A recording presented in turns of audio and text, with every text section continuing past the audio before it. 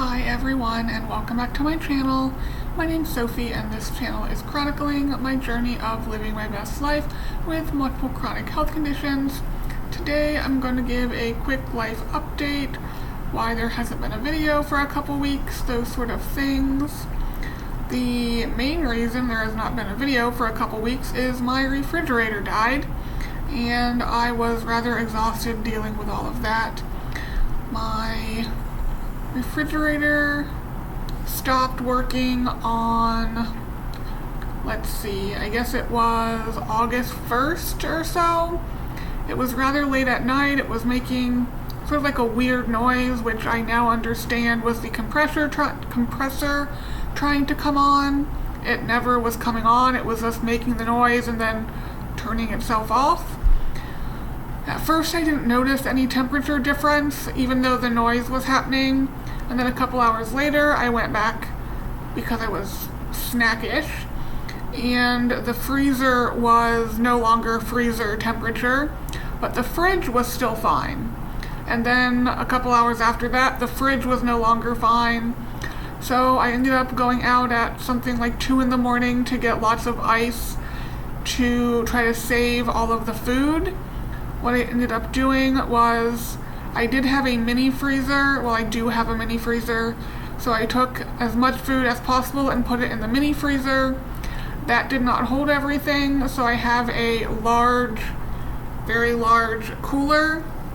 That is what I went to get the ice for. I put, I believe it was like 14 pounds of ice in the cooler, and then filled it with everything from the freezer.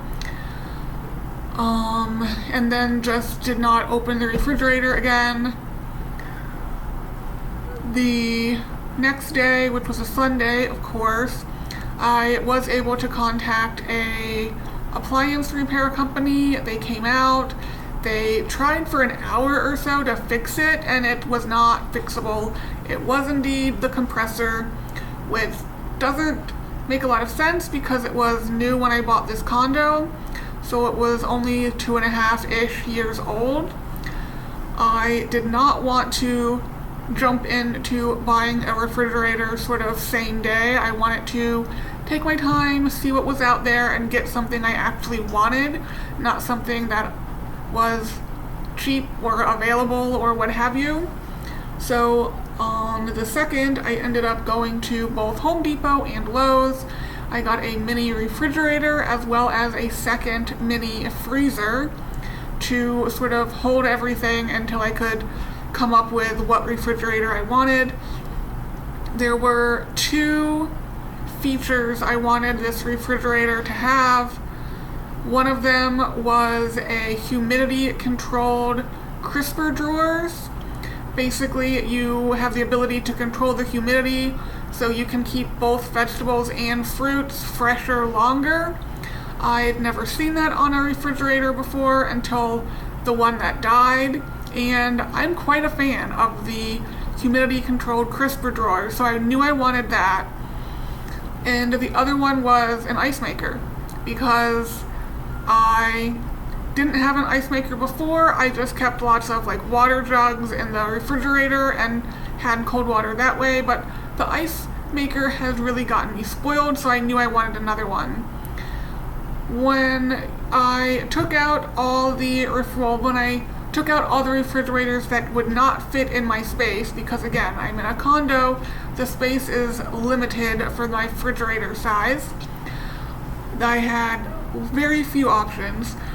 And then when I looked for a humidity controlled crisper drawer, there were even less options. I'm talking maybe 3 or 4 total that I could find. When I took out ones that were not in stock until the end of August or middle of September type time frame, I believe there were 2.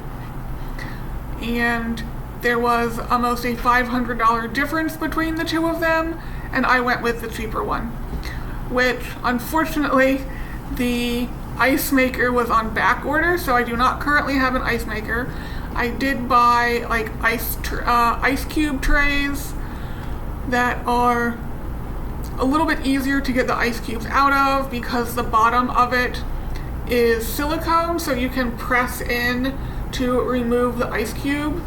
And that's been working fine. I don't even know if I'm gonna get an ice maker again. It'll really depend on if I can sort of go back to drinking refrigerator cold water versus ice water. I definitely drink more when it's ice cold, but I know I was doing fine with refrigerator cold, so that would be ideal. It would give me more freezer space. Though I did decide I am keeping one of the mini freezers. One of them is more like refrigerator style, so you pull open the door, and the newer one I got is a freezer chest, so the door opens up, and the latter one, the new one, is much bigger. So that's the one I'm going to be keeping. I've already sold the other mini freezer to a friend. I'm probably going to keep the mini refrigerator for now also, sort of just as a backup, but also so I can have drinks cold, specifically the Gatorade, because it takes a while for them to cool down when I take them from sort of the pantry area to the refrigerator, and if I have some always in the mini refrigerator, then I will always have it cold even when I run out in the main refrigerator. Haven't actually put that to use yet because electricity cost. I need to look to see what my electricity was when I was running 2 mini freezers and a mini fridge.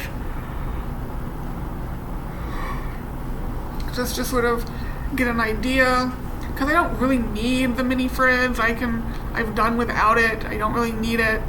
But I do have it, I did buy it, so I might as well use it type of thing.